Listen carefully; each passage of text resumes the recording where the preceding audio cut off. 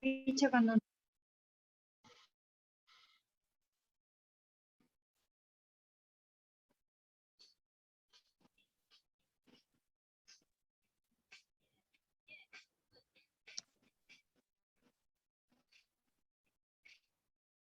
Ayer ya estaban hablando en otro idioma.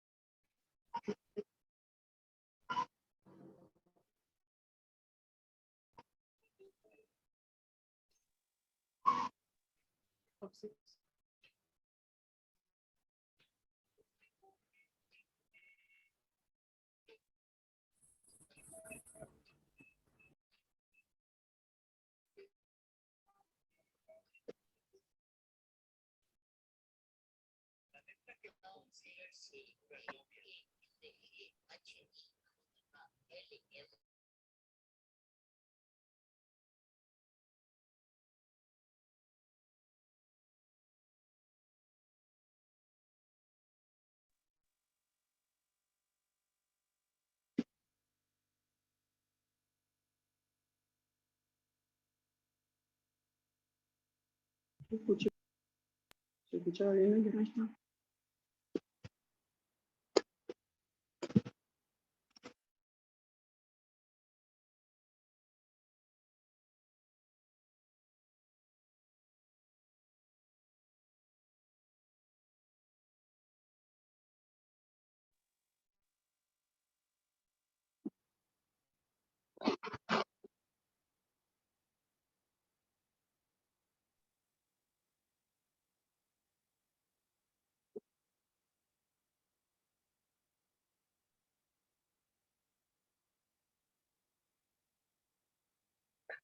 Esa chica que venía, ¿no?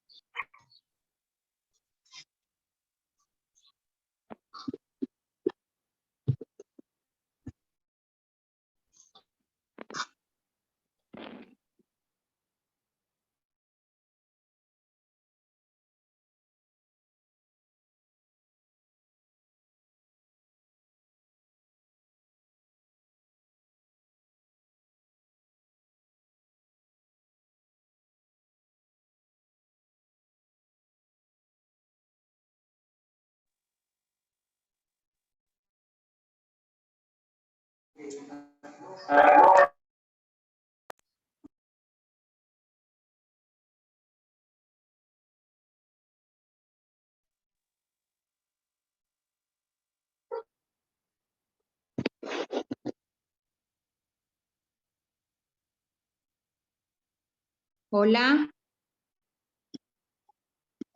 Hola, buenas tardes. Buenas tardes. buenas tardes. Buenas ¿Ya tardes. ya empezó la reunión? Buenas tardes, se conecta la profesora y iniciamos. Por ahora no. Ah, no, no, no, pensé que yo nomás no estaba escuchando.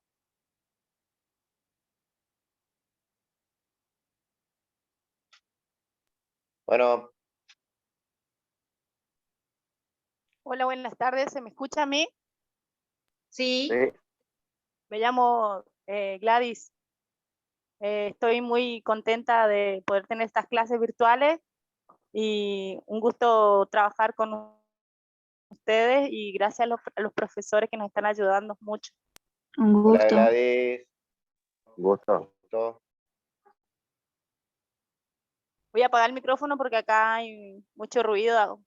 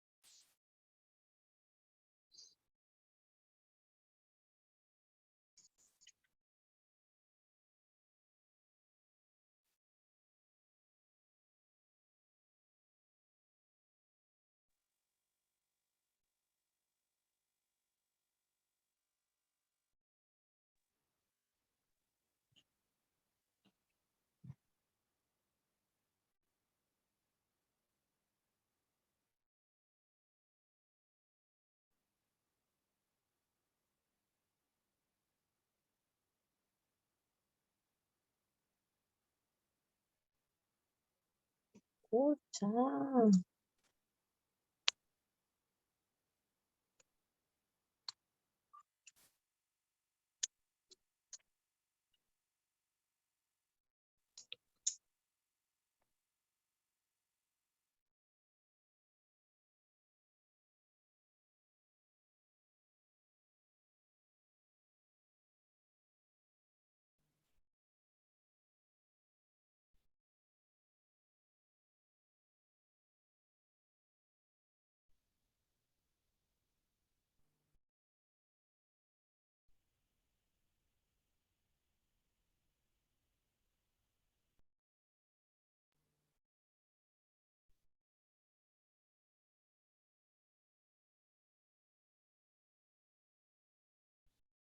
Hola, ¿qué tal? ¿Se me escucha bien?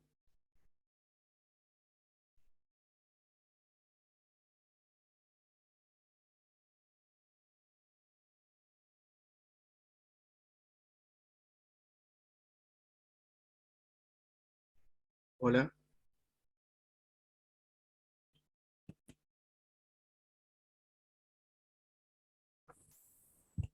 Buenas, sí, se te escucha bien. Dale. Hola, buenas tardes a todos. Hoy damos inicio a la clase del módulo de Derecho y Organización Jurídica que estarán a cargo de la doctora Constanza Antorena. Y desde la Franja Morada queremos decirles que estamos a su disposición generando estos tipos de encuentros para que eviten el gasto de una academia y brindarles una mayor accesibilidad a todos y a todos los que desean ingresar a la carrera. Cuenten con nosotros para cualquier consulta o duda que tengan, pueden hablarnos a los números de WhatsApp. Y si no están en los grupos, dejen sus números en el chat acá del Zoom y los vamos a ir agregando. Muchas gracias a todos. Ahora puede comenzar, doctora, le cedo la palabra. Las preguntas y consultas que tengan, las dejamos todas para el final. Perfecto, buenas tardes. Me gustaría saber si se me escucha bien. Sí, perfecto. Perfecto, estamos. Bueno, la verdad es que quisiera arrancar dándole gracias a los chicos de Franja Morada justamente por crear estos espacios que son sumamente productivos para los chicos, sobre todo para ir adaptándose en lo que va a ser la vida universitaria. Por otro lado, me gustaría también empezar diciéndoles que estas son clases orientadoras, ¿sí? Que ustedes tienen que estudiar todo el material brindado por la facultad, ¿sí? No es excluyente que ustedes solamente estudien de las clases y no del material, ¿sí? Quisiera hacer esa salvedad desde el inicio de las clases. Vamos a tratar de desarrollar a lo largo de esta clase lo que serían los 3 primeros capítulos del material, ¿sí? Justamente como se trata de un cursillo de ingreso que brinda un material exclusivo para el cursillo, vamos a tratar de centrarnos lo máximo posible en lo que dice el material, ¿sí? Porque sobre todo lo que trata en materia de derechos humanos es muy complejo, hay muchos autores y quizás muchas opiniones distintas. Así que vamos a tratar de centrarnos específicamente en lo que el material de estudio trata, ¿sí? Vamos a empezar a hablar con lo que sería qué son los derechos humanos, ¿sí? Los derechos humanos existieron siempre. Vamos a empezar diciendo eso, que los derechos humanos siempre existieron. Solo que ante determinados acontecimientos, lo que se hicieron fue reconocerlos, ¿sí? Vamos a empezar diciendo esto. Desde la Segunda Guerra Mundial, ¿sí? Aparecen las Naciones Unidas, que es la que desempeña el papel fundamental en lo que es definición y promoción de los derechos humanos. Entonces, hasta entonces vamos a decir que los derechos humanos eran solamente derechos que regulaban los estados de manera interna. Con la aparición de las Naciones Unidas, luego siempre se marca como hito la Segunda Guerra Mundial, luego de la Segunda Guerra Mundial entonces aparecen las Naciones Unidas y marca esta definición y promoción y reconocimiento de los derechos humanos. Tal es así que los derechos humanos, justamente por la importancia que tuvieron en este momento histórico, quedaron codificados a través de distintos tratados, ¿sí? A distintos tratados o instrumentos de derechos humanos de carácter internacional. ¿Sí? Cuando nosotros vamos a hablar de derechos humanos y de los distintos tratados, son todos a nivel internacional. Ello no obsta a que existan también tratados regionales. ¿Sí? Entonces, les decía que imagínense la importancia de lo que fue el reconocimiento de estos derechos humanos y el surgimiento de la ONU, que justamente quedaron plasmados a través de distintos tratados. Más adelante vamos a ver cómo surge con la Carta de las Naciones Unidas y demás, pero ahora vamos a empezar con la introducción en lo que sería materia de derechos humanos.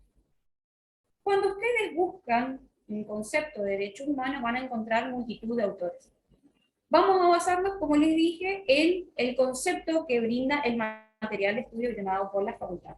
Cuando habla de derechos humanos, los habla como conjunto de derechos, ¿sí? Como conjunto de derechos individuales y colectivos que son reconocidos por los tratados soberanos y consagrados en las legislaciones nacionales y en otras normas internacionales. ¿Sí? Ese es el concepto que brinda el material, el concepto específico. Bien. Yo les decía, cuando arrancamos hace un ratito, que los derechos humanos siempre existieron. Los derechos humanos siempre existieron. Me perdí un segundo en el chat viendo que estaban diciendo que no me escuchaban bien. Les decía que los derechos humanos siempre existieron, lo único que se hizo más adelante fue reconocerlos. ¿Sí? Entonces, los derechos humanos, justamente por esto que yo les digo, es que son derechos inherentes al ser humano. ¿Qué significa que sean inherentes al ser humano? Que le corresponden o que son derechos que le asisten a todas las personas por el simple hecho de ser tal. ¿Sí? Por esa simple razón, los derechos humanos le asisten a todas las personas. Que más adelante vamos a ver también los principios. Estos derechos humanos que son inherentes a la persona tienen tal característica porque justamente lo que buscan, o la finalidad, o la razón, la cuestión en la que están basados estos derechos, es en la dignidad de todo ser humano. En respetar la dignidad de las personas. Por eso se dice que los derechos humanos... ¿se escucha bien? Bien. Gracias, Iván. Para los chicos que no escuchan, no sé cómo en todo caso subirán los videos, creo, no sé si alguno de los chicos de Franja les podría avisar que en todo caso se va a subir el material, o si lo van a pasar, por favor. Sí, las clases quedan grabadas y subimos al canal de YouTube. Perfecto. O sea, para que los chicos, los que no puedan escuchar en todo caso, que lo puedan oír después. Les decía entonces que los derechos humanos son derechos inherentes a todas las personas por el simple hecho de ser tal, y están basados en la dignidad de las personas. ¿Sí? Dignidad de todo ser humano, eso es un principio rector para hablar de derechos humanos. Bien. Ahora, son inherentes a todas personas sin ningún tipo de distinción. ¿Ah? A todas las personas por igual. Ahora, entonces, cuando hablamos de derechos humanos, nosotros vamos a estar haciendo referencia justamente a el punto de vista jurídico. Por eso, el concepto que se les brindó de derechos humanos es justamente la suma de los derechos individuales y colectivos, reconocidos por los estados soberanos y consagrados en su legislación nacional y en otras normas internacionales. Estos derechos van a estar justamente orientados, teniendo en cuenta la dignidad del ser humano, en todos los aspectos de vida de la persona. La finalidad que tiene esto es que las personas puedan conformar o determinar su propia vida, es decir, su autodeterminación de cómo vivir, respetando siempre las condiciones de libertad igualdad y el respeto a la dignidad humana. ¿Sí?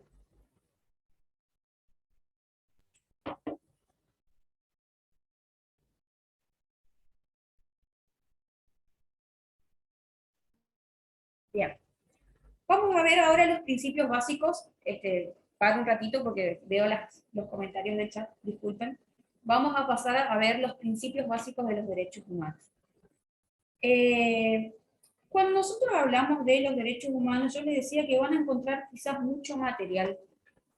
Al compañero que dice que le estoy leyendo el material, le comento que justamente la idea es explicarle el material. Y no puedo salirme de lo que el material dice.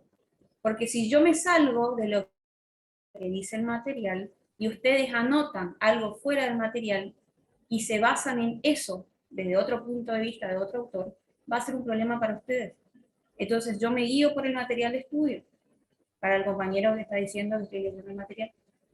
¿Sí? Bien. Paso entonces a hablar de los principios básicos de los derechos humanos. Les decía entonces que los derechos humanos son inherentes a todas las personas. ¿Sí? Entonces, si yo les digo que son inherentes a todas las personas, vamos a hablar de un primer principio básico, que es de que todos los derechos humanos son universales. ¿Está? Entonces, ¿qué significa que sean universales? Me gustaría que, si se animan a participar, participen en la clase y me digan a ver qué piensan, por qué son universales los derechos humanos.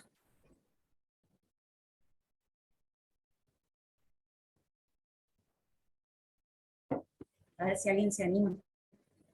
No los estamos evaluando, no se preocupen.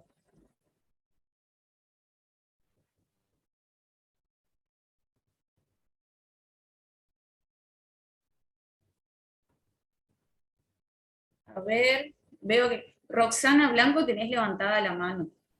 No sé si le quieren habilitar, chicos, para que opinen.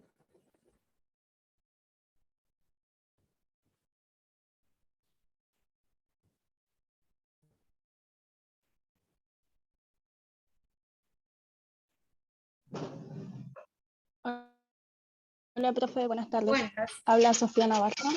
buenas Los tardes. derechos humanos son universales porque es para todo el ser humano y son derechos que todos los seres humanos tenemos el mismo derecho.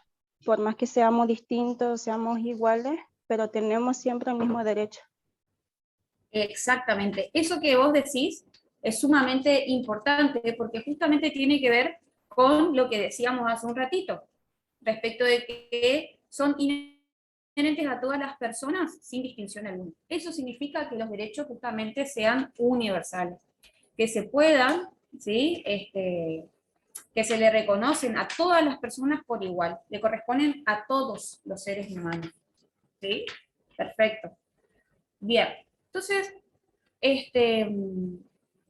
otros, a ver, volviendo a lo que era universales, para no irme tan rápido a este tema. Habíamos dicho entonces que corresponden a todos los seres humanos por el simple hecho de ser personas, y le corresponde a todas las personas por igual, sin ningún tipo de distinción. Y yo anteriormente les dije, y acá viene a colación el tema de la universalidad de los derechos humanos, que siempre existieron los derechos humanos, o sea, siempre le asistieron a las personas. Lo que posteriormente se hizo fue justamente reconocer que esas personas tienen determinados derechos. ¿Sí? Algunos autores justamente hablan de que la Declaración Universal de Derechos Humanos lo que hizo fue crear derechos, y hay otros autores que dicen que lo que hizo esta declaración fue reconocer derechos que las personas ya tenían. ¿Sí? Muchos derechos fueron reconocidos a través de luchas. Eso calculo que ustedes lo saben, que muchos derechos van surgiendo por las distintas luchas, revoluciones o demás. El derecho no es estático, sino que es dinámico, va evolucionando. Y eso mismo pasa con los derechos humanos. Fueron reconocidos y a lo largo del tiempo, cuando vayamos avanzando, van a ir viendo que se fueron reconociendo específicamente ciertos derechos.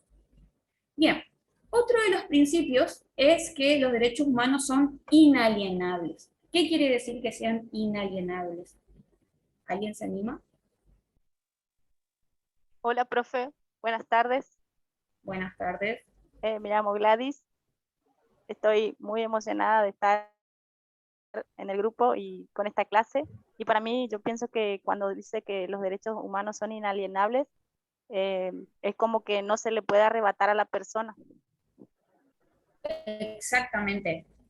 Buen término, no se lo puede arrebatar a la persona. No se lo puede arrebatar o no se le puede quitar. Gracias, Gladys. Es un gusto tenerte con nosotros. Cuando Gracias. nosotros decimos que los derechos humanos son inalienables, es porque justamente estos derechos pertenecen a la persona, ¿sí? Son propios de la persona y no se los pueden quitar, es propio del ser humano. Existen, sí, determinados supuestos que por los que estos derechos van a verse restringidos. Sí, puede pasar, que es el clásico ejemplo del derecho a la libertad, que se ve restringido cuando una persona comete un delito, es procesada, ¿sí?, mediante un debido proceso penal, cuyo proceso culmina con una sentencia condenatoria. En ese caso, la ley habilita a que esa persona se vea restringida en su derecho humano de libertad. ¿Ah? Pero solamente puede verse restringido en casos específicos y casos autorizados. Pero son siempre derechos que le asisten a las personas. Bien, otro principio es el principio de indivisibilidad. ¿Quién se anima a decirme el principio de indivisibilidad?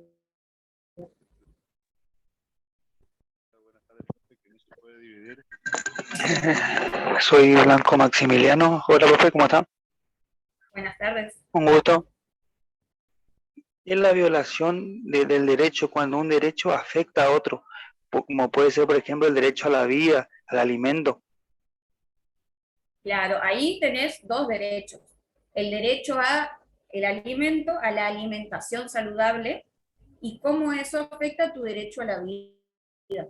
¿Sí? Eso significa que los principios, en estos casos, los principios de derechos humanos, es indivisible e interdependiente. Particularmente, cuando nosotros hablamos de que un principio, de que un derecho humano es indivisible, implica que los derechos humanos justamente no pueden ser fragmentados.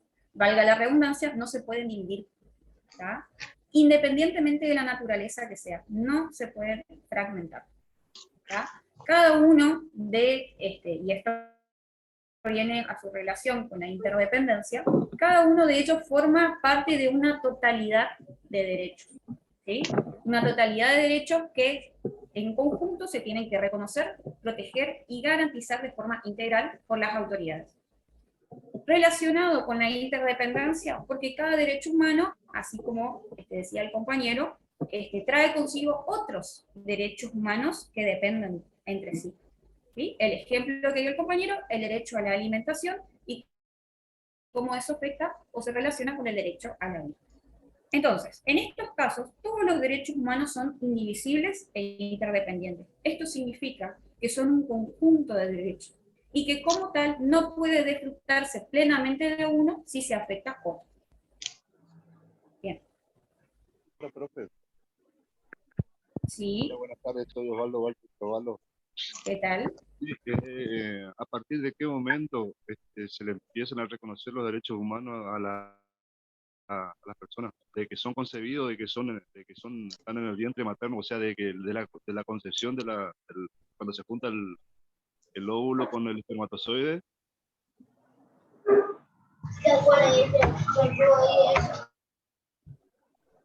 En el caso de los derechos humanos, si no me falla la memoria, es la declaración la que habla de que los derechos se le reconocen desde el momento de la concepción.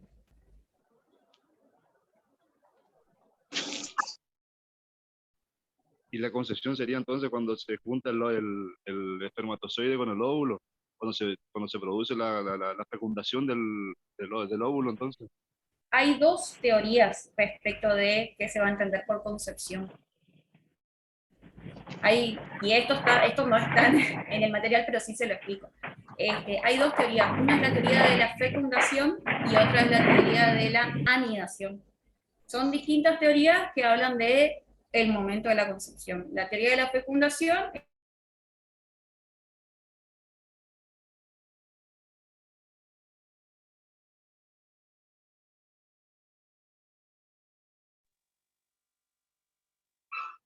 Ahí está. Lo que les decía es la teoría de la fecundación, que es justamente la que decía el compañero, y después está la teoría de la anidación, que habla de que no solamente va a haber concepción cuando se unan, cuando se forma el gameto, sino que una vez que el gameto se asiente en el vientre materno. Son dos teorías distintas respecto del momento de la concepción. La que más fuerza tiene es esta, la última, la teoría de la anidación, que no es cuando se forma el gameto o el cigoto, no me acuerdo específicamente cómo se llama, pero es cuando se anidan en la matriz de la mujer. Ahí recién se entiende que hay concepción. Buenas tardes, doctora.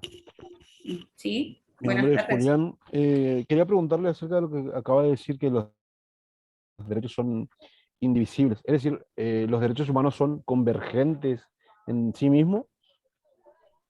¿Cómo serían convergentes en sí mismos? O sea que, por ejemplo, como decía el compañero, el derecho a la vida está ligado con el derecho a la alimentación, que también está ligado con el derecho a la educación. ¿Me explico? Sí, sí.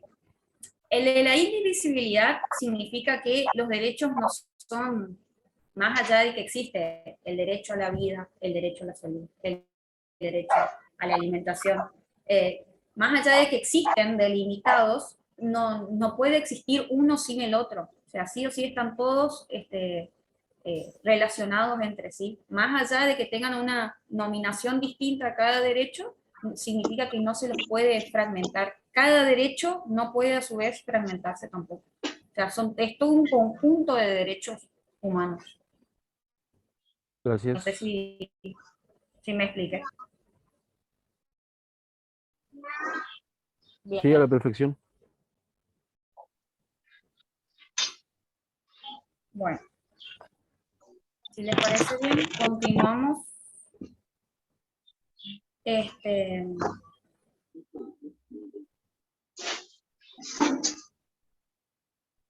Sí, acá que estoy viendo que dice hay algo en el material sobre el aborto.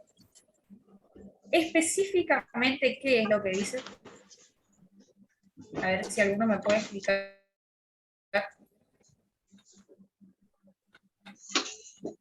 Básicamente dice que los derechos, que las Organizaciones Unidas reconocen el derecho de la mujer al aborto, como, Claro. como acceder al derecho a la salud, o, bueno, básicamente eso. No aborda mucho el tema. Claro, lo que el material te dice es que la mujer tiene el derecho al aborto en los casos en que se encuentre en peligro la vida de la mujer. Eso es lo que puntualmente dice el material, porque justamente se le reconoce, es una forma de decir de que se entiende que la mujer tendría en ese momento un conjunto de derechos que le asisten por encima del feto. De que es en el caso de que la salud de la mujer esté en peligro. ¿El feto no tiene derecho a la vida? En ese caso puntual hay lo que se llama ponderación de bienes. Se prevalece la vida de la mujer sobre el feto. Que es en el caso de que la mujer corra su cuerpo, o sea, su salud física o mental, corre riesgo. En esos casos sí se autoriza. Y eso ya se reconocía hace mucho tiempo en nuestro ordenamiento jurídico también. Eso se llama aborto terapéutico.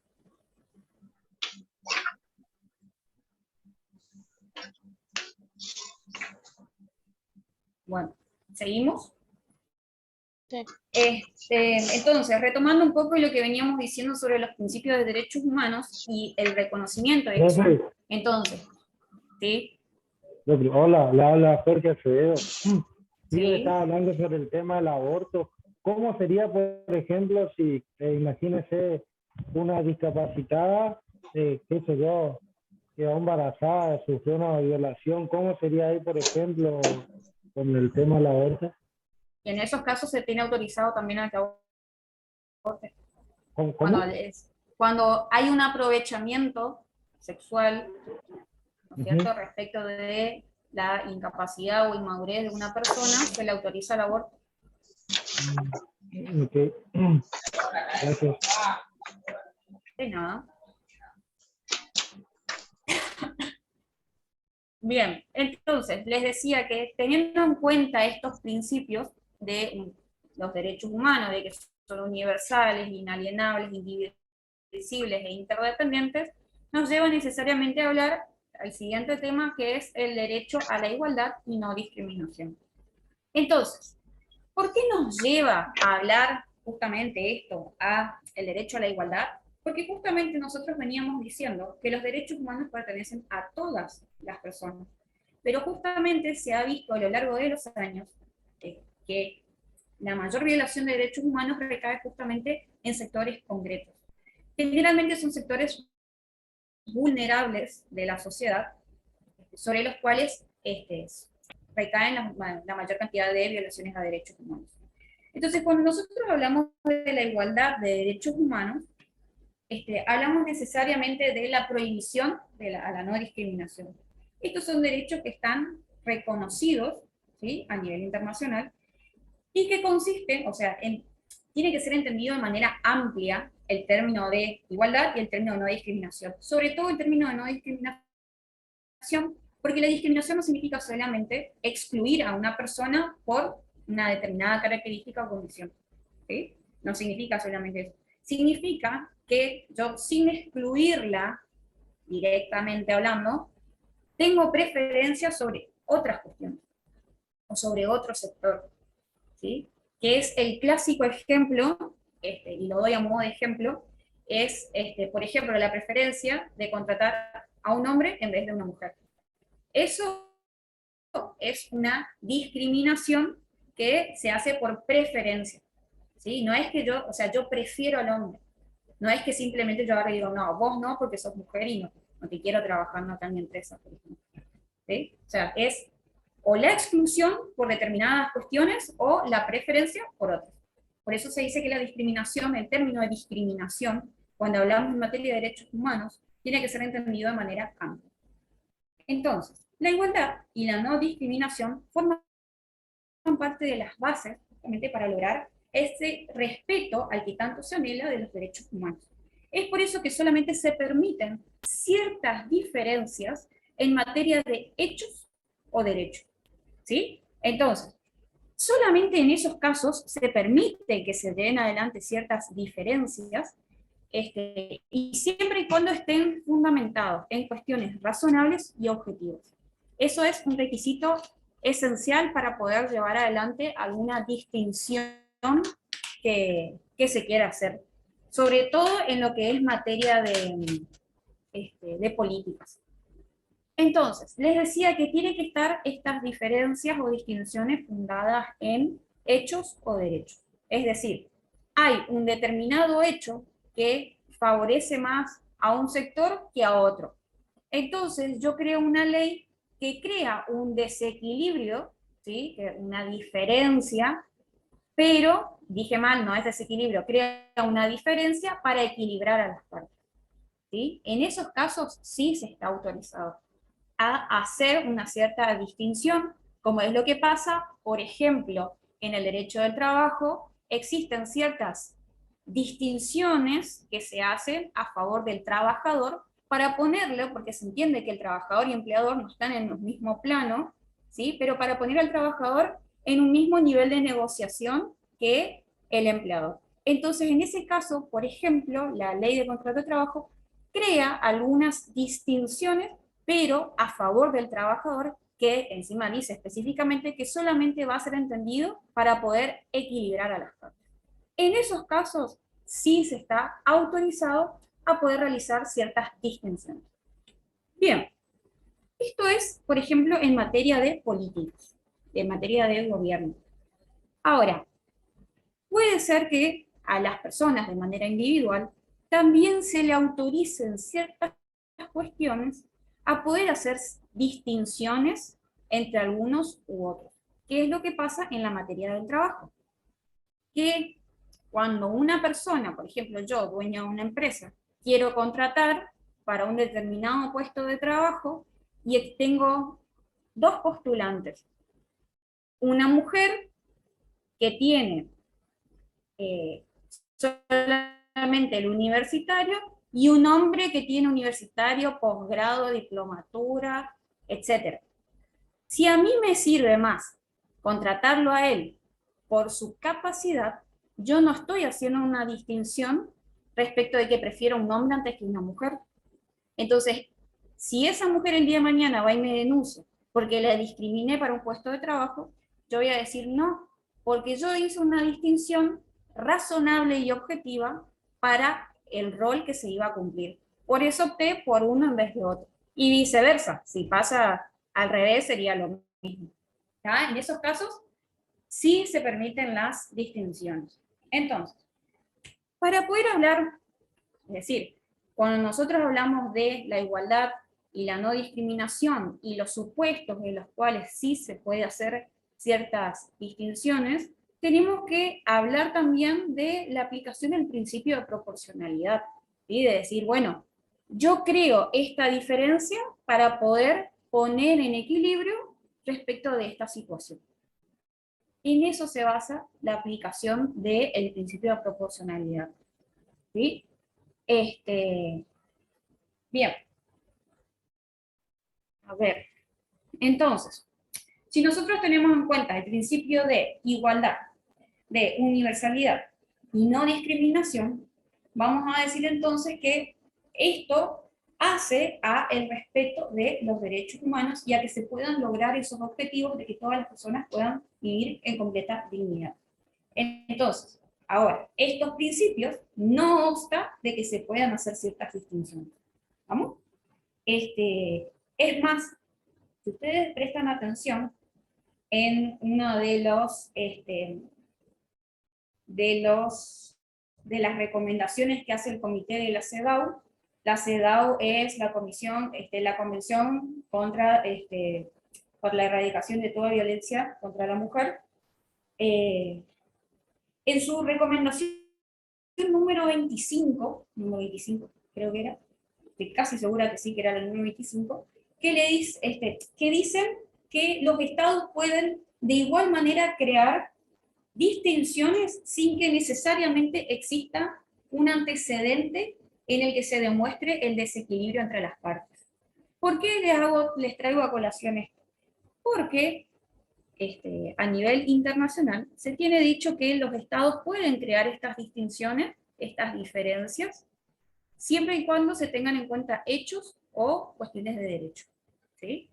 Ahora, la CEDAW, pero siempre y cuando, o sea, lo que dice es que siempre y cuando sea cuando exista algo con anticipación que diga o que demuestre que existe ese desequilibrio, y que entonces necesariamente vos, ante la ley, por ejemplo, lo que vas a hacer es crear una distinción para lograr el equilibrio.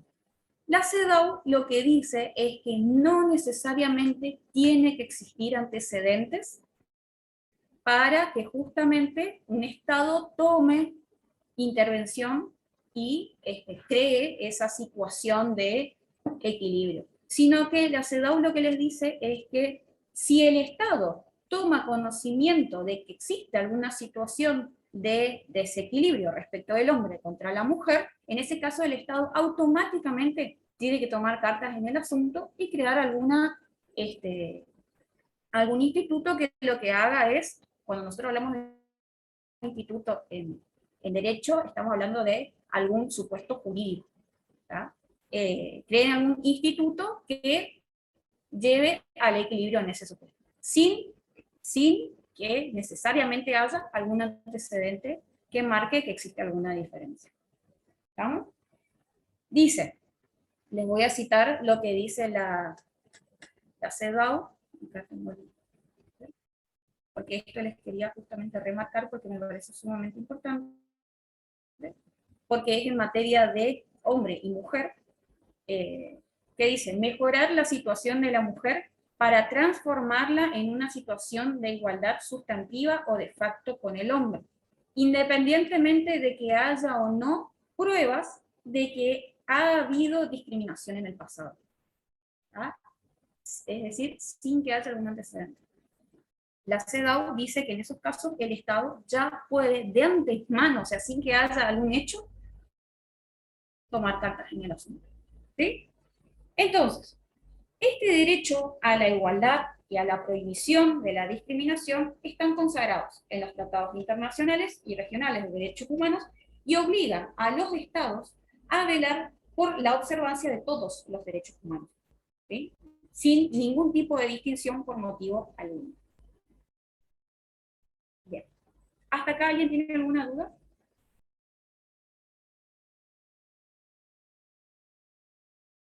Hola, hola, ¿se me escucha? Sí, sí, Una- se te escucha bien. buenas tardes, me llamo Lautaro.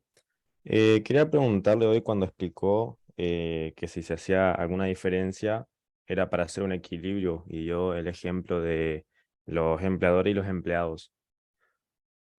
¿Cómo era el término que usó para describir eso? Yo decía que en ese caso, la ley de contrato de trabajo lo que hace es crear algunas distinciones o diferencias que lo que hacen es poner al trabajador en la misma posición de negociación que el empleador. Sí, sí, pero ¿cómo era el término que usó para nombrar a eso nomás? Te digo, había usado Equilibrio, equilibrio, eso mismo, gracias. de nada. Buenas tardes, tengo una pregunta. Si me puede Sí, explicar otra vez del derecho de la CEDAW, que no le entendí muy bien. Si me puede volver a explicar, por favor. sí. Para entender lo que dice la CEDAW, teníamos que tener en cuenta lo del derecho a la igualdad y la prohibición de no discriminación. Partiendo de eso, los estados no pueden hacer ningún tipo de distinción, salvo fundamento razonable y objetivo basado en algún hecho, ¿sí? En una cuestión de hecho o en algunos casos de derecho. Entonces, en base a esto, lo que se dice, o sea, es que el Estado va a crear estas distinciones siempre y cuando haya habido alguna situación que demuestre un desequilibrio y llegando a la CEDAW entre el hombre y la mujer. Lo que la CEDAW dice es que el comité de CEDAW es que no es necesario que haya algún hecho o antecedente que le diga al Estado, usted tiene que equilibrar esta situación, sino que si el Estado mismo se da cuenta de que existe alguna situación de desequilibrio, tiene que tomar las riendas del asunto y buscar la solución para equilibrar a hombre y mujer. Eso es lo que dice la CEDAW, que el Estado no necesita un antecedente para dictar algún instituto que ponga en un mismo plano de igualdad al hombre y a la mujer. ¿Se entiende? Muchas gracias. De nada.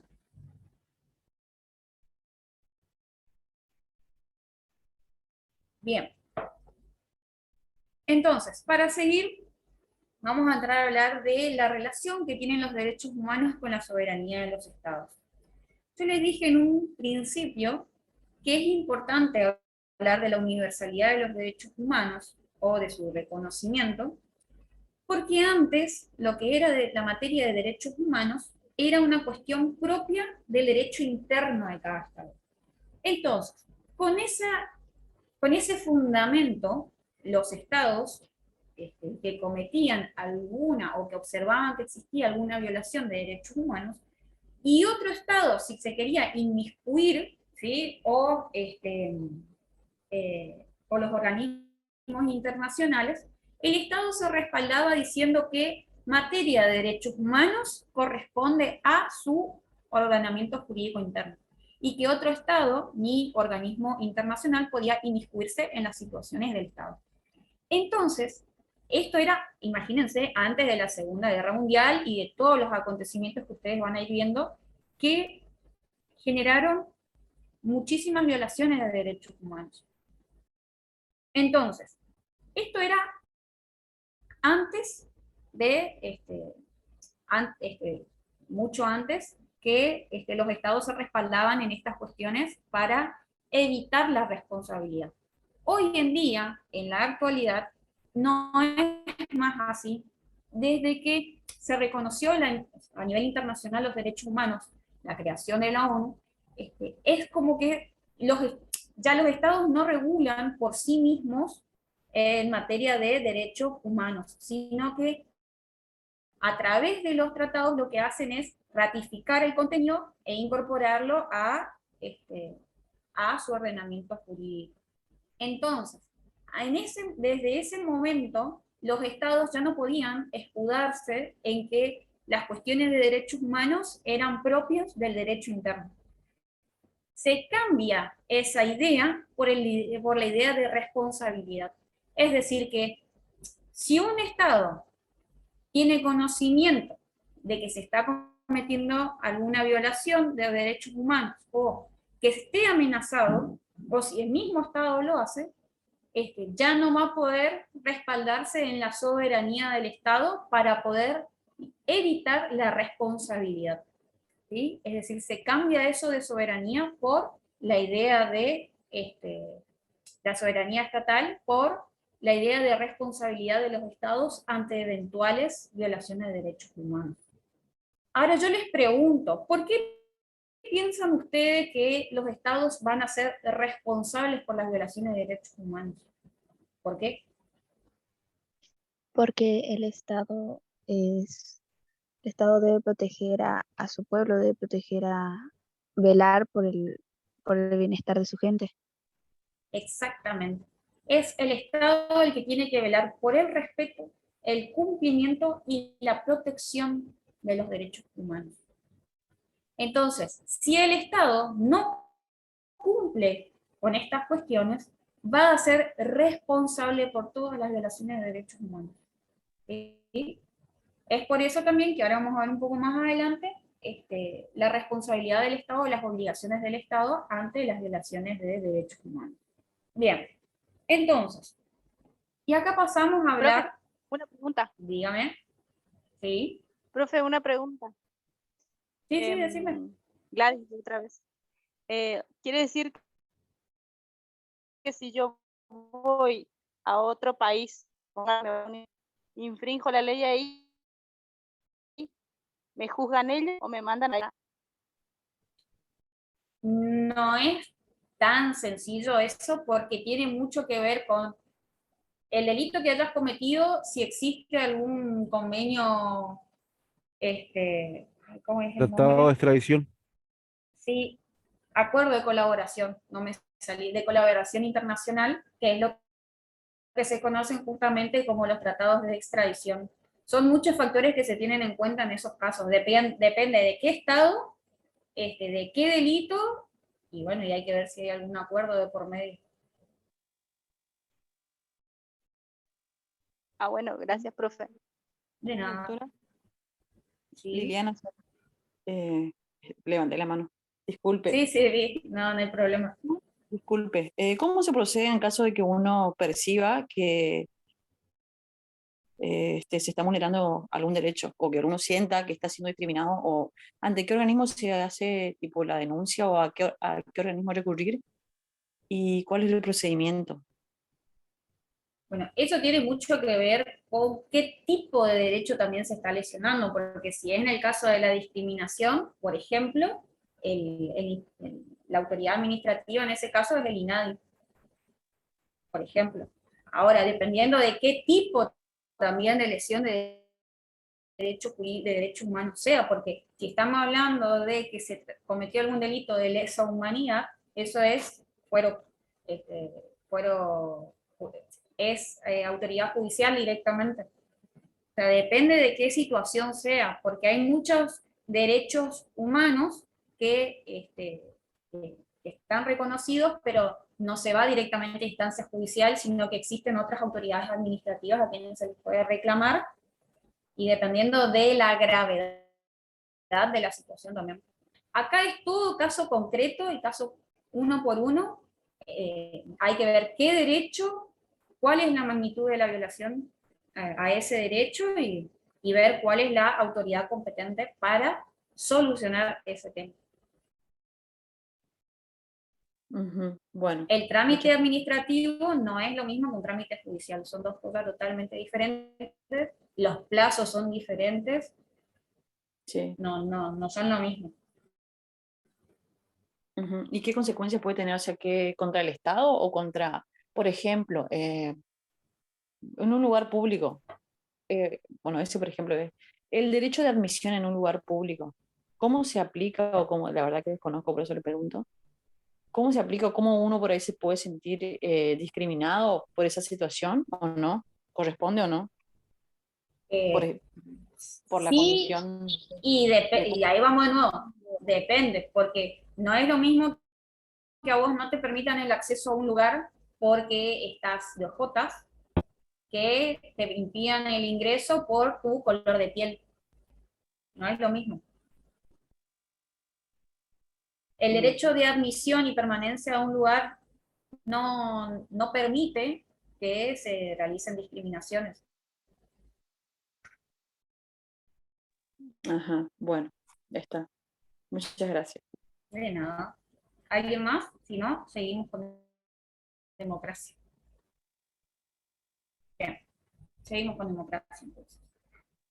Y esto, cuando entramos a hablar de democracia, esto está estrechamente relacionado con la soberanía de los estados. ¿Por qué? Porque la democracia, justamente la democracia es una forma de gobierno. ¿Sí? Ahora, es una forma de gobierno que se entiende que es el medio que le va a permitir a los derechos humanos poder promulgarse y respetarse. Que no es una forma de gobierno solamente, sino que además es el medio para promulgar y respetar los derechos humanos. ¿Sí? Entonces, esto va a permitir promover la dignidad de las personas y eso es el fundamento de por qué se relaciona la democracia con los derechos humanos. Ustedes van a leer y van a decir, ¿qué tiene que ver la democracia con los derechos humanos?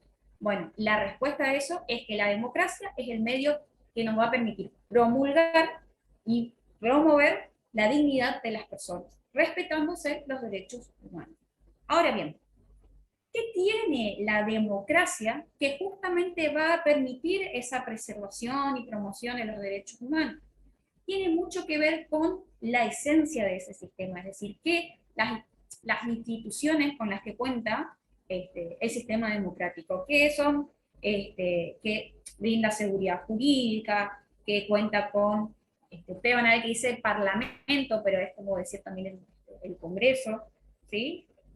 Porque se entiende que es el órgano que está constituido por elección del pueblo. ¿Sí? El pueblo elige a sus representantes, que son los que van a velar por el bienestar del pueblo. Entonces se entiende que a través de ese órgano se va a lograr de mejor manera el respeto de los derechos humanos, porque si son gobernantes que gobiernan para el pueblo, van a gobernar para respetar sus derechos humanos. ¿Sí?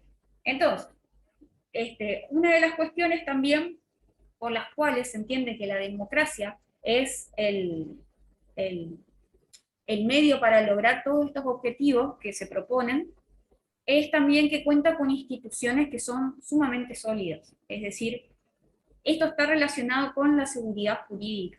Al tener un sistema de gobierno que ya está, que es un sistema de gobierno del pueblo y para el pueblo, dice algunos autores, hace a que el respeto de los derechos humanos sería sí o sí que se garantice.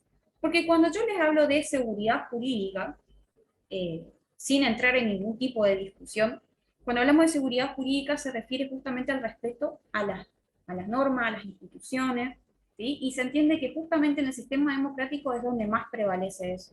Y es donde en consecuencia más va a prevalecer el derecho, el respeto a la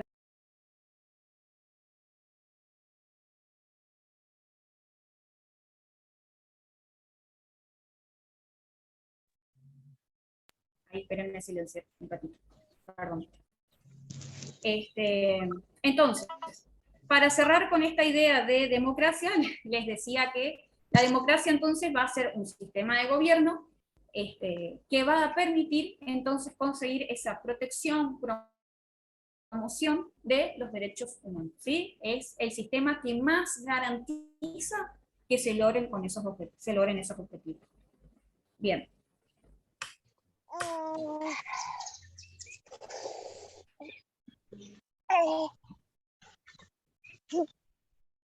Bien, entonces, pasamos a el siguiente tema, que son las obligaciones del Estado respecto de los derechos humanos.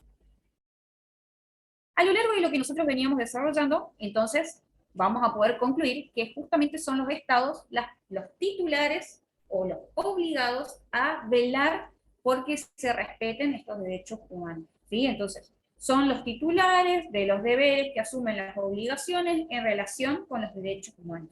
Son los encargados de, y ahora vamos a ver puntualmente, de respetar, proteger y cumplir los derechos humanos. Entonces, los tratados internacionales de derechos humanos, imponen distintas obligaciones a los estados, que son las que les decía recién: la de respetar, la obligación de proteger y la obligación de hacer cumplir, de cumplir. La obligación de respetar consiste en que justamente el Estado tiene que limitarse a realizar ciertos actos que puedan conllevar a la interrupción del disfrute de ciertos derechos humanos.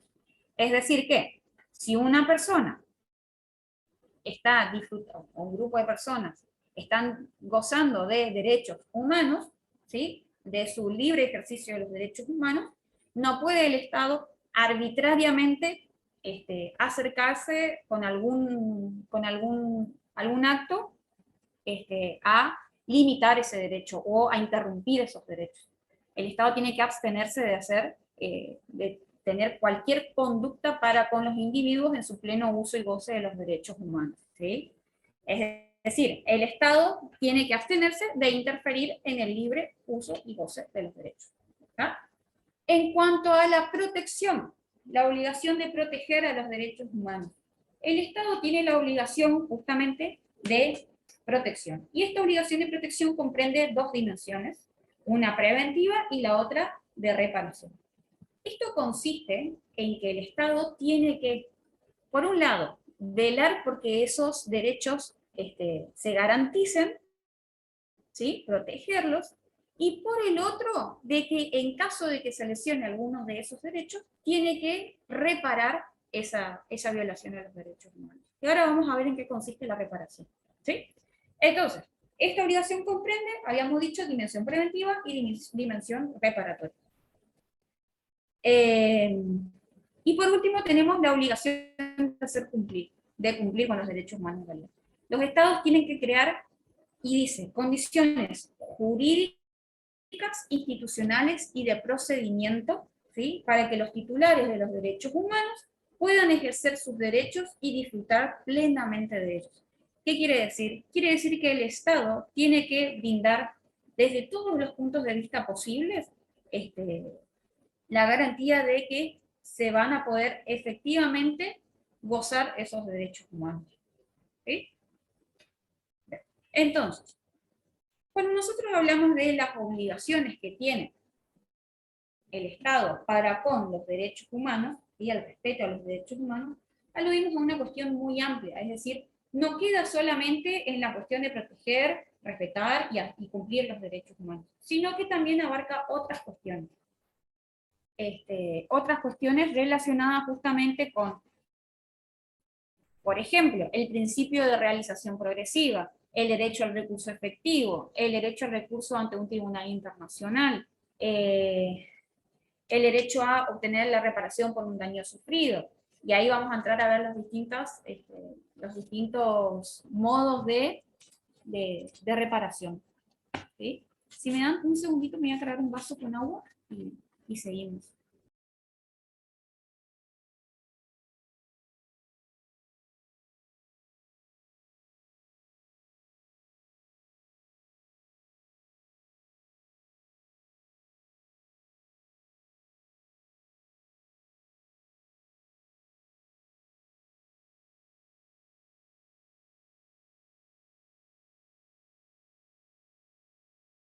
¿En qué página del libro estamos? ¿Si alguien me puede decir? 36. Gracias.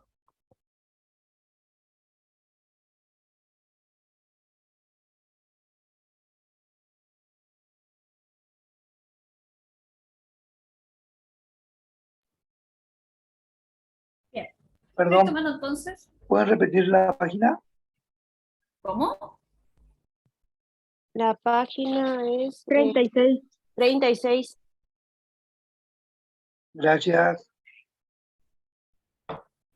Bien. Les decía entonces que no abarca solamente las cuestiones de respetar, proteger y cumplir los derechos humanos, sino que es mucho más amplio y más abarcativo. Y ahí ustedes van a encontrar distintas cuestiones, como ser justamente el principio de realización progresiva. El principio de realización progresiva consiste justamente en que el Estado tiene que cumplir con sus obligaciones para satisfacer y proteger los derechos humanos. Entonces, el fundamento que tiene este principio de realización progresiva de los derechos humanos es que los gobiernos tienen la obligación de asegurar ciertas condiciones que, de acuerdo obviamente con los recursos que posea el Estado, va a permitir avanzar de manera gradual, de manera progresiva, ¿sí?, en la realización de los derechos humanos. Eso significa el principio de realización progresiva. Después ustedes van a encontrar el derecho a un recurso efectivo. Esto está relacionado con lo que preguntaba la compañera hoy, ante una violación de un derecho humano. ¿A quién acudo? ¿Sí? ¿Cómo es el procedimiento? Bueno, en esos casos justamente, toda persona que afirma que algún derecho humano suyo o que tenga conocimiento que el de otra persona se está lesionando, ¿sí?, tiene que tener el derecho de poder, ante una de estas circunstancias, de poder acceder a un recurso efectivo ante un órgano administrativo o judicial competente para solucionar la cuestión. ¿Sí? Competente para solucionar la cuestión. Esto significa que tiene que ser competente, independiente y tiene que estar facultado, autorizado a poder entender en esa situación concreta. Por eso yo le decía a la compañera que depende de cada caso en concreto y en particular qué derecho humano se está lesionando, en qué gravedad, en qué magnitud, para poder decir, bueno, ante este organismo nosotros vamos a ir a reclamar. ¿Ah? Esto quiere decir que todos los gobiernos tienen la obligación de brindar recursos efectivos a las víctimas de violación de derechos humanos para que justamente puedan buscar el resarcimiento por esa violación. Estos recursos van justamente desde un órgano administrativo a un órgano judicial y abarcan no solamente el reclamo, sino también el poder lograr obtener la verdad, el esclarecimiento de los hechos y a su vez poder obtener una adecuada reparación por esa violación sufrida. Siguiendo este lineamiento van a encontrar el derecho al recurso a un tribunal internacional o regional de derechos humanos, que significa que en aquellos casos de haberse agotado todas las instancias nacionales, ¿sí?, que la persona tenga la posibilidad de acceder a un órgano internacional, ¿sí?, que el Estado no entorpezca ese acceso. O sea, este derecho incluye también que el Estado no entorpezca el acceso a un tribunal internacional o regional de derechos humanos. Ahora bien, yo les decía hace un ratito que estos recursos incluyen también el derecho de la víctima a pretender alguna reparación adecuada. Este derecho a obtener una reparación adecuada por el daño sufrido son justamente en aquellos casos en el que los estados van a ser responsables por esas violaciones de los derechos humanos, ya sea por alguna acción u omisión, ¿sí? Y esto puede, o sea, esta reparación puede consistir, dependiendo lógicamente de cada caso concreto, en, por un lado, restitución, que consiste en volver la situación al estado anterior, ¿sí?, en la que se encontraba la víctima antes de que se produjera la violación de los derechos humanos del que se trate, lógicamente cada reparación va a tener lugar de acuerdo a la posibilidad. Lógicamente que si no se puede volver la situación atrás, vamos a ver qué otra reparación le podemos dar. Por otro lado está la rehabilitación, que incluyen medidas legales, médicas, psicológicas y sociales, que lo que van a hacer es ayudar a la víctima a poder recuperarse de esa violación a un derecho humano sufrido, ¿sí? Después tenemos la indemnización. La indemnización ya es más un contenido patrimonial, que justamente consiste en el resarcimiento de daños desde un punto de vista económico, ¿sí? O de otra índole, pero que, o sea, siempre es de contenido pecuniario, vamos a decir, porque puede que no sea solamente en dinero, sino que sea en especie, pero que de igual manera implique alguna cuestión redituable. Y por último, nos quedan dos, es la satisfacción y la garantía de no repetición, que quizás están un poco relacionadas entre sí. ¿Por qué? Porque la satisfacción tiene quizás una orientación dirigida al honor de la persona, ¿sí? Por eso ustedes van a ver que les dice que en algunos casos consiste en unas disculpas públicas, ¿sí? Es otro tipo de reparación que, si bien no tiene un contenido económico, está relacionado con otras cuestiones que a la víctima le puede brindar de igual manera una reparación, ¿sí? Yo les decía las disculpas públicas, pero también estaba la aceptación de responsabilidades por parte del Estado, conmemoraciones, homenajes a las víctimas. Por eso yo les digo que es otro contenido, no es económico.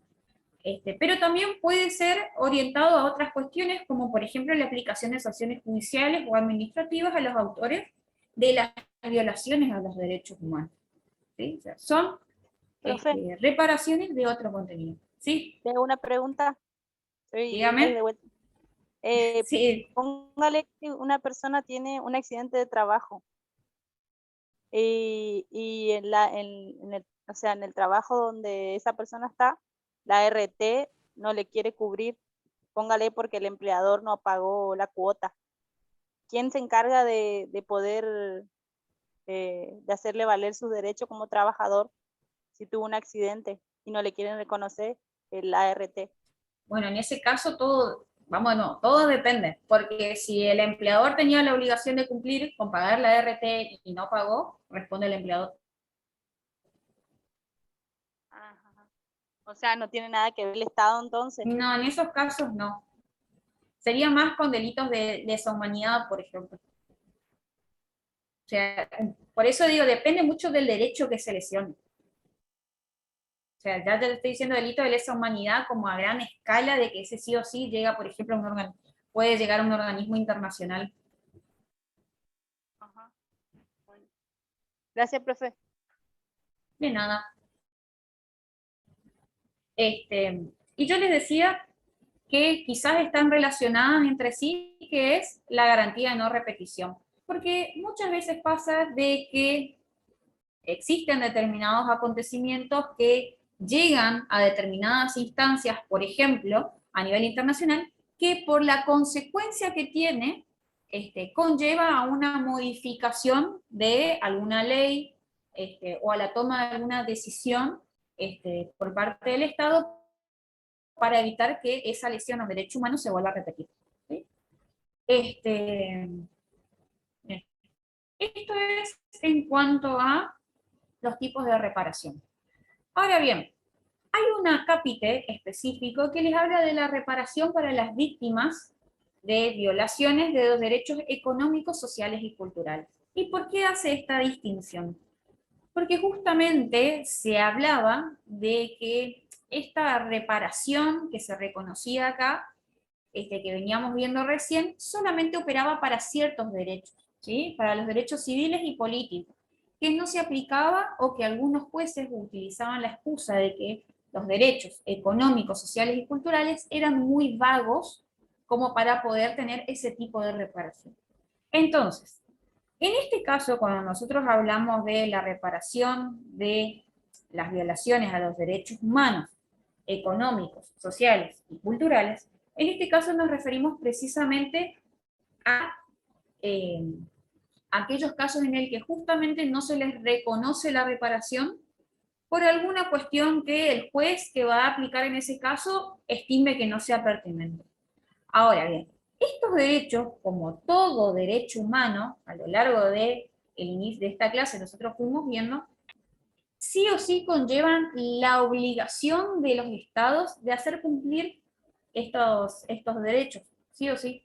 O sea, no se pueden escudar los jueces que son derechos relativamente vagos para evitar o considerarse incompetentes para no resolver la cuestión, o para decir que esa cuestión no corresponde a una reparación. Sí existen estados, o sea, juzgados de otros estados que han dicho que sí, se han considerado competentes para entender en la causa, porque entienden justamente que estos derechos económicos, sociales y culturales tienen el mismo peso que cualquier otro derecho humano y que necesariamente también merecen de protección, ¿sí? Entonces, además, voy a hacer un paréntesis, además no existía antes, no existían lugares para organismos a nivel regional o internacional para reclamar la violación de alguno de estos derechos.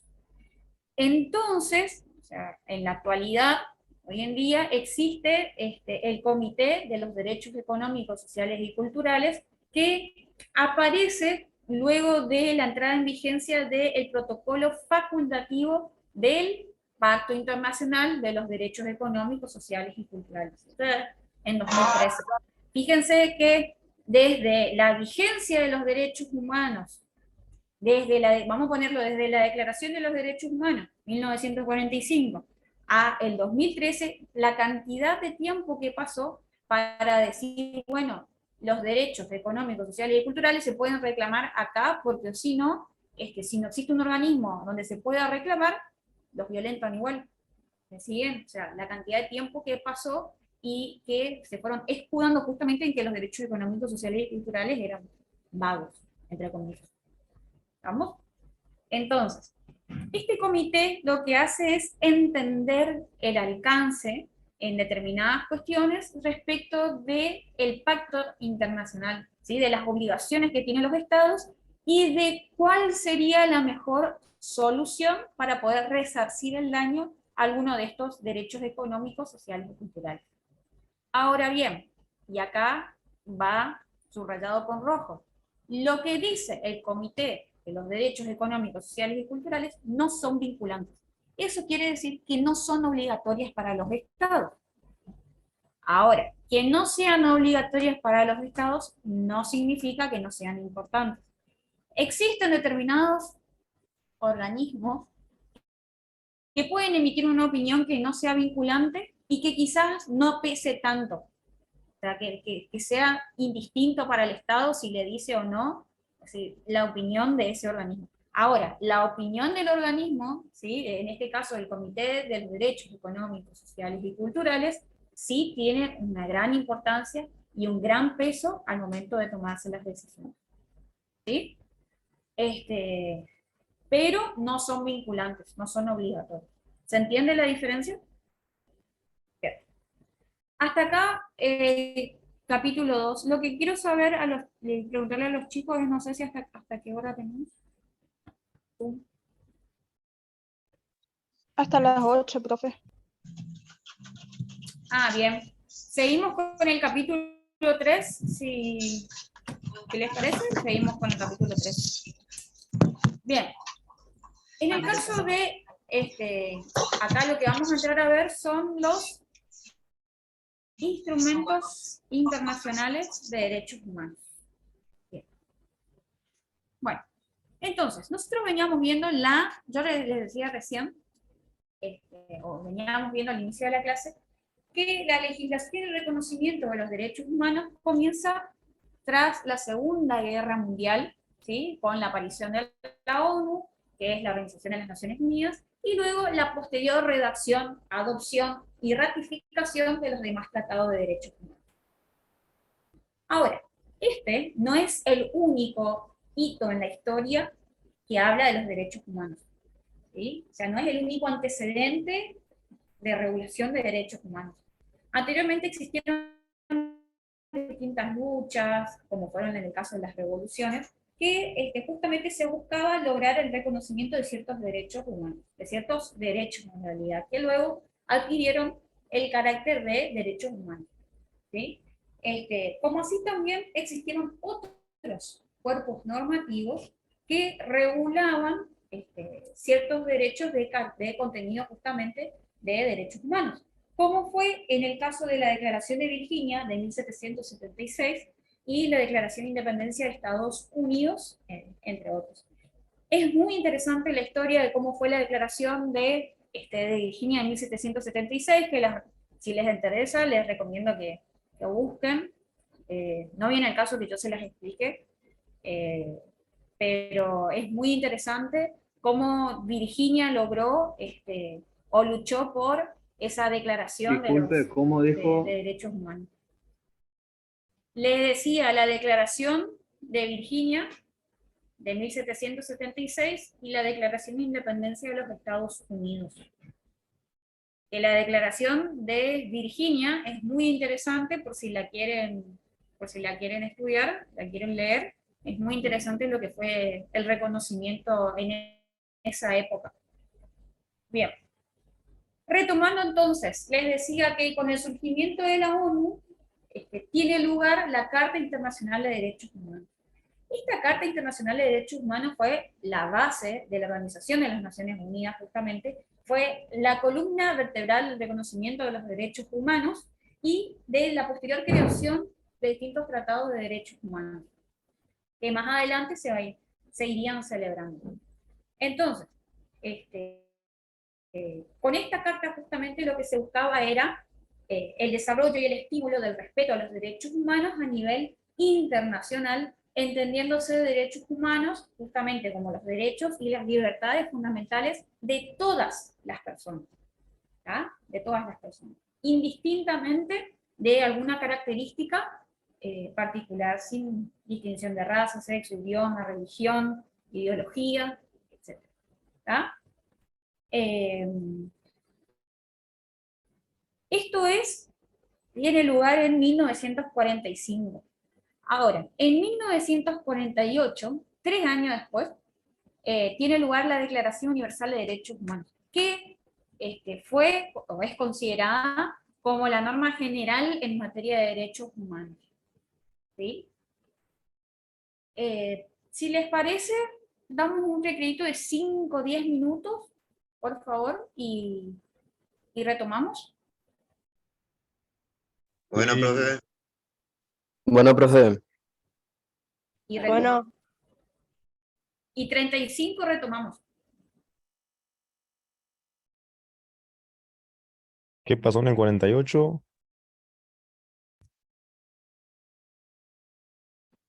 Se creó la Declaración de los Derechos Humanos.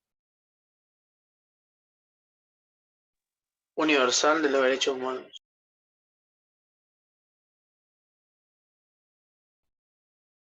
¿En qué fecha?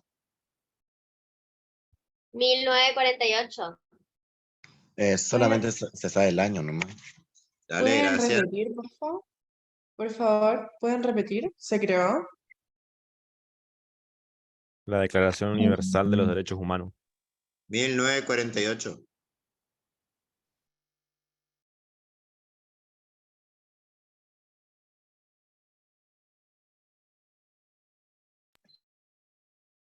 De hecho, sí se sabe la fecha 10 de... Dice en el material. ¿y qué dijo la profe de 1945? Ah, en el En material el dice... 45 se forma la ONU y en el 48 se forma la Declaración de los Derechos Humanos.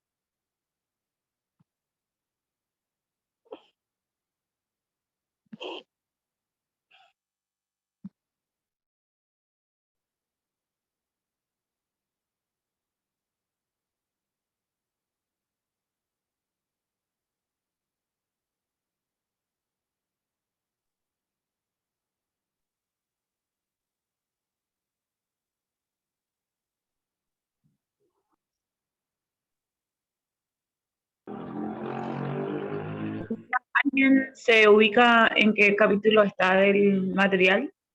¿En qué capítulo estamos? El En el 3. capítulo 3. Estamos en la página 46. Buenísimo, gracias.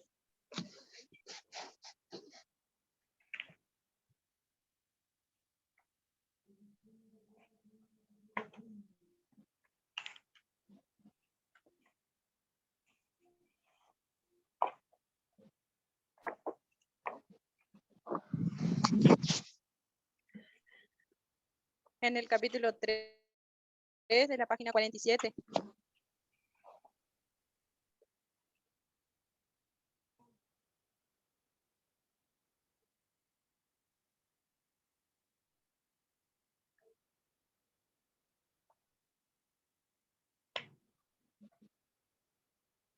¿Esa era la profe Constanza Antorena?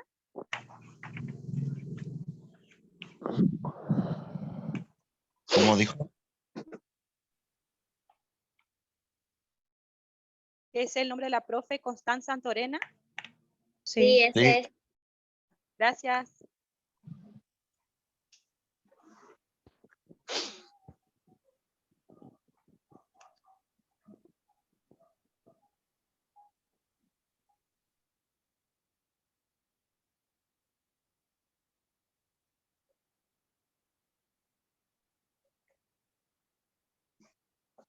¿Me orientan en qué página estamos?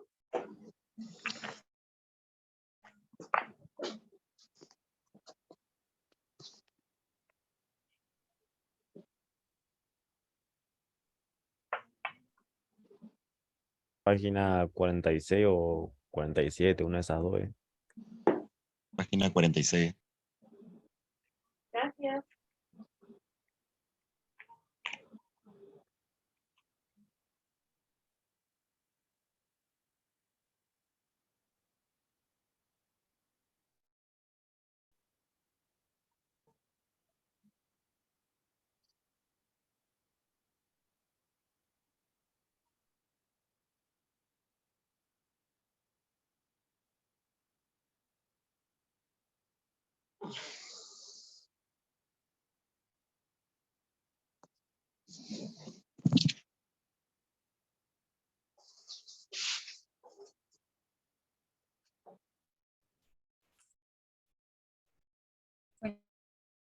chicos, ¿les parece si vamos retomando? Y ya falta poquito. No, profe. Sí. Bien. Entonces, retomando un poquito con lo que venía diciendo cuando empezamos el capítulo 3 sobre los tratados internacionales, justamente, bueno, hablamos de el reconocimiento de los derechos humanos tras la Segunda Guerra Mundial, hablamos de, aparece la ONU, Organización de las Naciones Unidas, perdón, y que posteriormente, a raíz de todo esto, se fueron adoptando y ratificando otros tratados de carácter internacional. ¿Sí? Les había dicho que esto no es el único antecedente de derechos humanos, sino que también está la Declaración de Virginia en 1776 y la Declaración de Independencia de Estados Unidos, como otros antecedentes que tienen los derechos humanos, ¿sí? Y les decía también que con el surgimiento de la ONU aparece la Carta Internacional de los Derechos Humanos, ¿sí? Que era, le había dicho, la columna vertebral del reconocimiento de estos derechos y que después va a conllevar también a la creación de los demás tratados internacionales. Entonces, les había dicho que 3 años después, en 1948, aparecía la Declaración Universal de Derechos Humanos, que se torna como una norma general que trae todo el contenido respecto de los derechos humanos.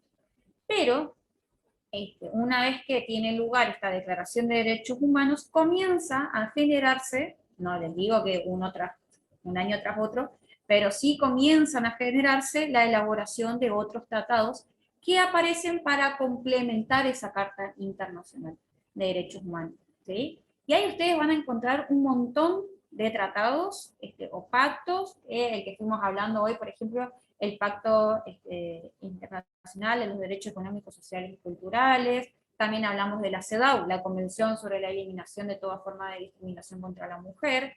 ¿Sí? Todos estos tratados que ustedes van a encontrar aparecen justamente para complementar la Carta Internacional de Derechos Humanos. Obviamente los pactos, hay algunos pactos que tienen sus respectivos protocolos facultativos, como es el de los económicos, sociales y culturales, y el de los derechos civiles y políticos. Ese tiene 2 protocolos facultativos. Tanto el tratado como los protocolos van a ser obligatorios para aquellos estados que lo han ratificado, ¿sí? La importancia que tienen estos tratados justamente es la obligatoriedad que tienen. ¿Por qué? Porque la declaración tiene lugar, sí, como una norma internacional, pero no aparece como un instrumento obligatorio. Sí se termina complementando o se termina dando esta obligatoriedad con los distintos derechos, los distintos pactos y convenciones que se van celebrando. Ustedes van a ver que muchas veces estos pactos, o en el caso de los protocolos de los pactos o tratados, tratan materia específica. Fíjense que es derechos civiles y políticos, derechos económicos, sociales y culturales, eliminación de todas las formas de violencia contra la mujer, de discriminación, perdón, contra la mujer, ¿sí? O sea, van tomando temas específicos o reconociendo derechos específicos que complementan todo el cuerpo normativo, todo este conjunto de normas de derechos humanos. Ustedes tienen que saber también que los tratados internacionales no se elaboran de un día para el otro, son sumamente complejos, porque como justamente la intención es lograr que todos los estados formen parte de los tratados o de los pactos, lleva su proceso de elaboración, de ratificación y después de entrada en vigencia. O sea, tiene todo un proceso de redacción que generalmente empieza con la adopción de la declaración, ¿sí? Se redacta una especie de proyecto de cómo va a ser ese pacto. Una vez que se elabora, se le da forma, esa fuerza jurídica obligatoria que necesita el pacto, Y una vez que la Asamblea General, que es el órgano, es un órgano administrativo de la ONU, ¿sí?, adopta el tratado, este se abre a la firma.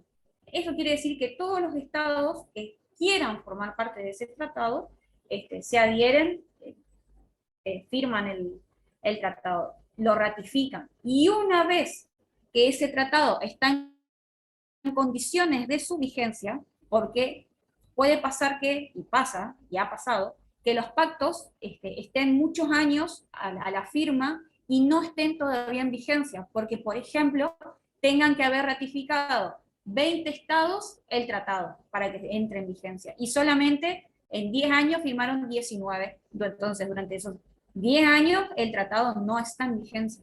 Cuando firma el número 20, ese tratado entra en vigencia y se torna obligatorio para todos los estados firmantes. ¿Sí? Por eso es sumamente importante que el tratado esté vigente. Por eso ustedes van a ver que dentro del paso a paso de la entrada en vigencia, de la obligatoriedad de un tratado, se habla justamente de que los estados miembros depositen un número correcto de instrumentos de ratificación o adhesión. Es decir, que junten una determinada cantidad de firmas de adhesión. Una vez que se cumplimenta con eso, el tratado entra en vigencia y se torna obligatorio para todos los estados. Ahora bien, como última cuestión a tratar acá, ustedes tienen que saber que tenemos los tratados internacionales de derechos humanos que veníamos viendo hasta recién, pero que también existen otros instrumentos de derechos humanos que emite la ONU, ¿sí? La ONU cuenta con distintos organismos especializados. Estos organismos especializados emiten o lo que se llama una opinión, ¿sí?, respecto de una determinada condición, un determinado derecho humano, pero ese instrumento no es vinculante para los estados. ¿Sí?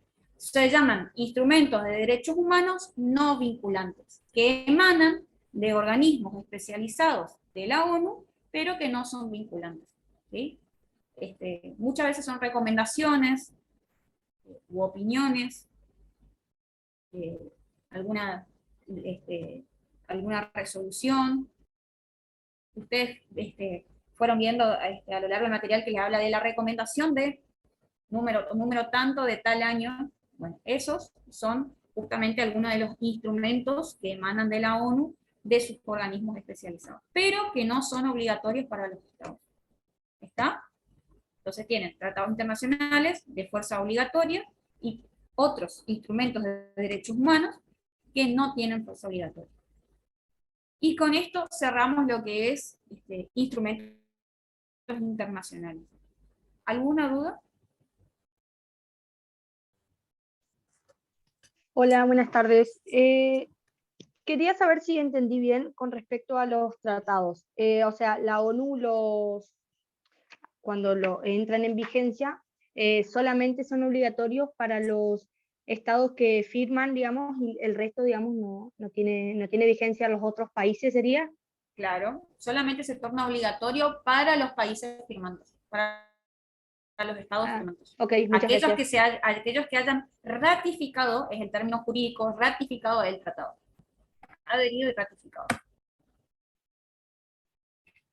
¿Alguna otra duda, chicos? Es por eso que la ONU, por ejemplo, no puede hacer nada con respecto a, por ejemplo, la situación de Afganistán o Qatar. Exactamente. Puede emitir su opinión, su recomendación, puede llamar a la paz, puede llamar por ejemplo, a reunir a los estados a ver si se puede llegar a alguna conciliación, pero más que eso no los puede obligar a acatar alguna orden. Perdón, consulta. Cuando hay una violación de los tratados, ¿quién es el organismo que actúa en ese caso? Depende, porque está por ejemplo, a nivel de la convención, por ejemplo, está la Corte Interamericana, tenemos la Corte Interamericana de Derechos Humanos, está el comité, ¿sí? O sea, depende depende de qué tratado sea y qué derecho humano sea. Pero está, por ejemplo, hay mucha jurisprudencia a nivel internacional que resuelve la Corte Interamericana de Derechos Humanos. Por ejemplo, acá en Argentina, Argentina, México, Chile, por ejemplo, mucha jurisprudencia internacional que emana de la Corte Interamericana de Derechos Humanos. En Europa, por ejemplo, tienen otra corte, o sea, depende de la jurisdicción a la que está sometido cada uno. Las fuerzas obligatorias que dijiste sería lo que establece la Declaración Universal. Cuando yo digo fuerza obligatoria es que ese tratado, ese pacto o convención es obligatorio para sí o sí se tiene que aplicar. Es obligatorio para los estados. Gracias. De nada.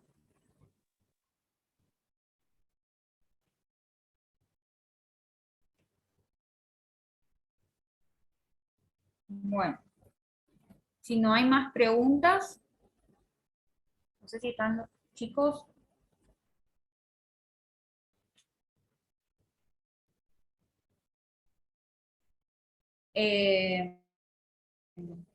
Bueno, la semana que viene, la próxima clase, vamos a ver el capítulo 4 y vamos a ver el capítulo siguiente, que creo que no sigue números, sigue capítulos nomás, temas puntuales, que es el capítulo 12. El que sigue después. ¿Cuándo sería la próxima clase, profe? La próxima clase, o sea, nosotros, el módulo de organización jurídica, derecho y organización jurídica, es los jueves, todos los jueves a las 18 horas. La próxima clase, ya te voy a decir con exactitud. El 5. El 5 de enero, así es. 5 de enero, nos quedan 1, 2, 3, 4 clases quedan. El módulo de Derecho y Organización Jurídica fluye bastante porque es, bueno, a mi parecer muy interesante. En el grupo Y habían por ahí, colocado, en el grupo habían colocado que la clase era a las 19. ¿hoy? ¿Es a las 18? Sí. No, a las 18 es. Los flyers dicen 18 Ay, horas. me pareció que decía 19. La clase que decía 19 era la de ayer, capaz te confundiste por eso. Es que todas las clases de Derecho y Organización, las 4 clases que quedan son a las 18 horas. En el grupo pasaron todos. Sí, 18 horas son. Estas clases grabadas, son grabadas y se pueden ver en algún otro lugar, Así a los que es. entramos tarde. Así es. Los chicos de Franja Morada tienen el canal de YouTube, ahí suben todas las clases. Ah, perfecto. De todos los módulos. Yo creo, de igual manera les van a pasar el canal de YouTube para que puedan acceder. Ah, genial, gracias. De nada.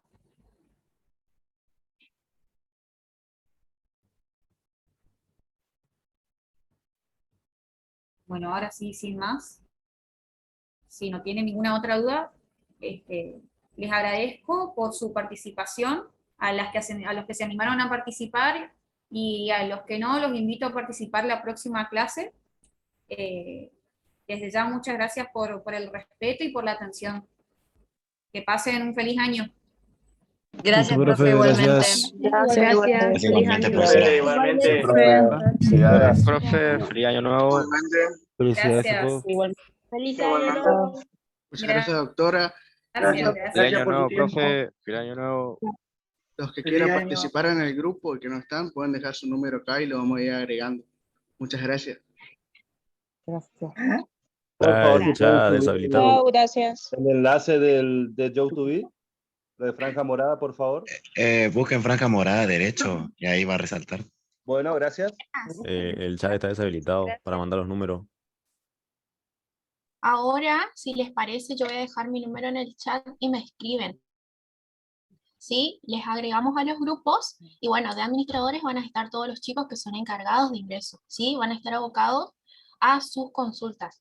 Como bien les dije, la idea de todas estas clases perdón, es que se dé la clase normalmente y luego al final pasamos el enlace y demás cuestiones para no trabar tanto la clase y que sea más dinámico, digamos, ¿sí?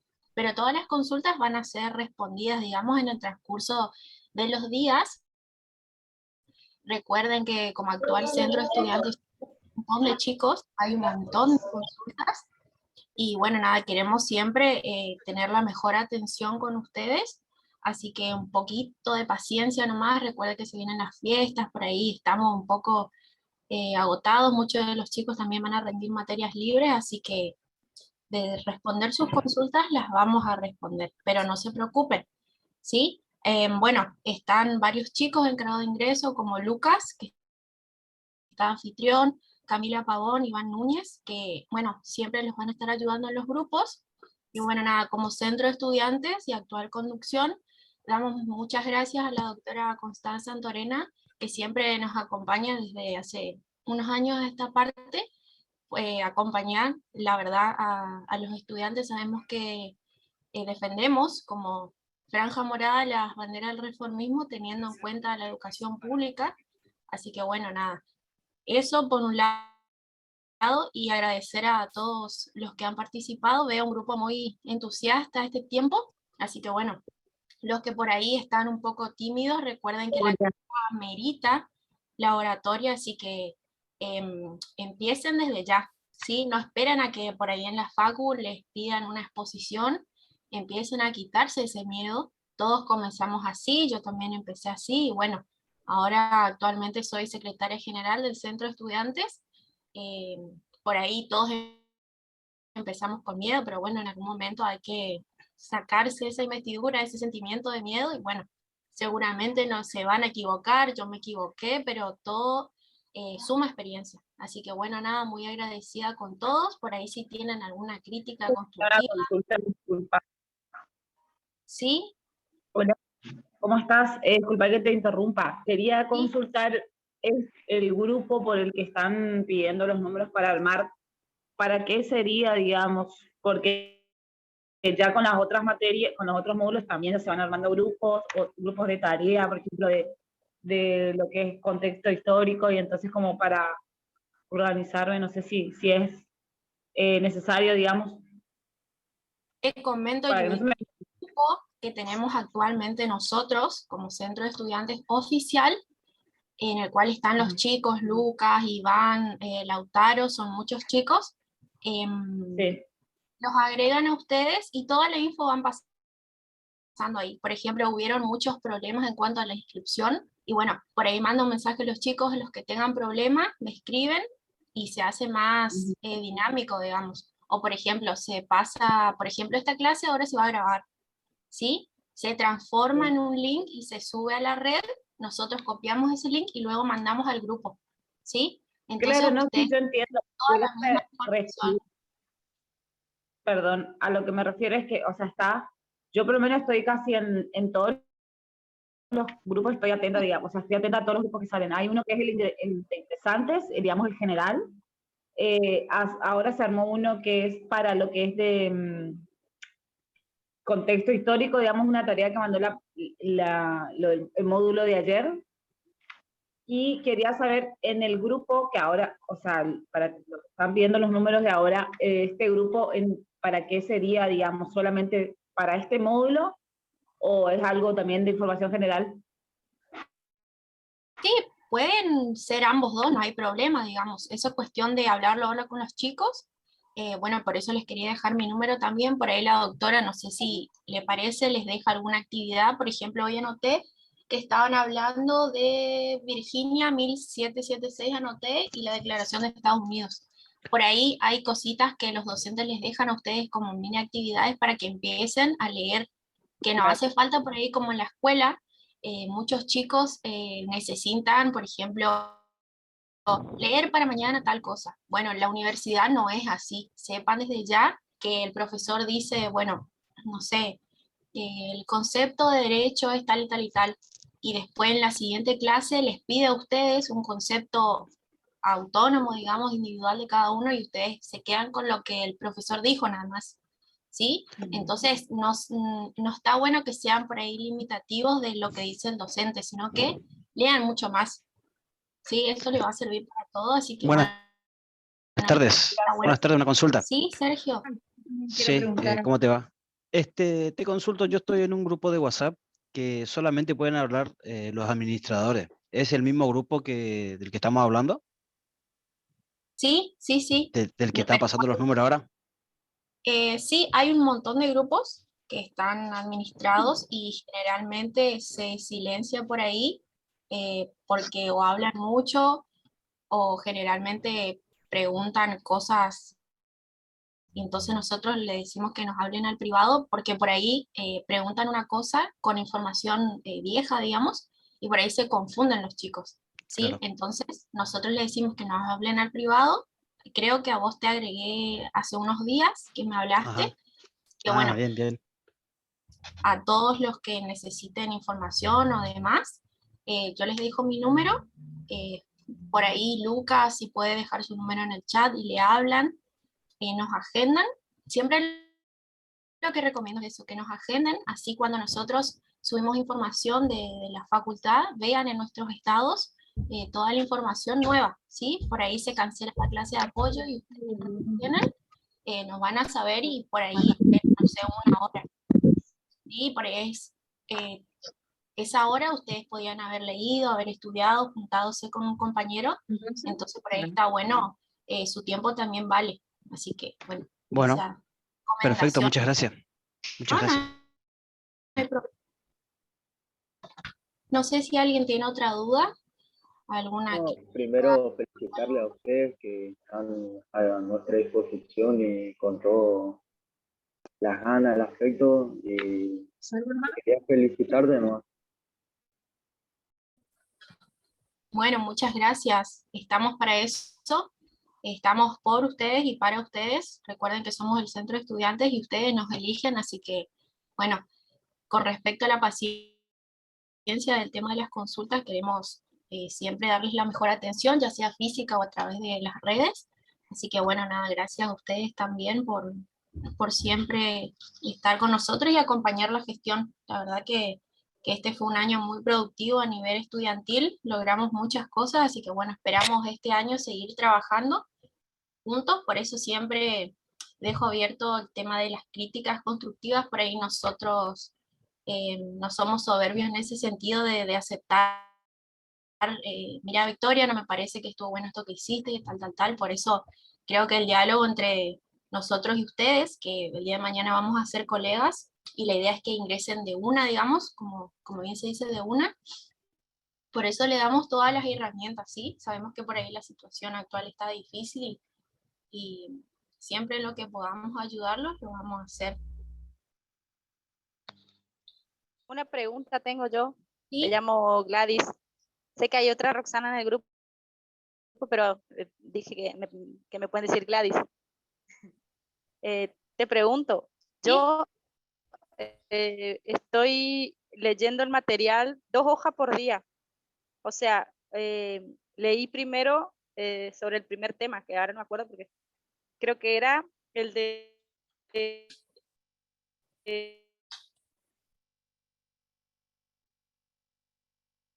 del de Alfonsín que estábamos leyendo. Después leí 2 hojas sobre ¿cómo es? Logística y después 2 hojas del otro, del último.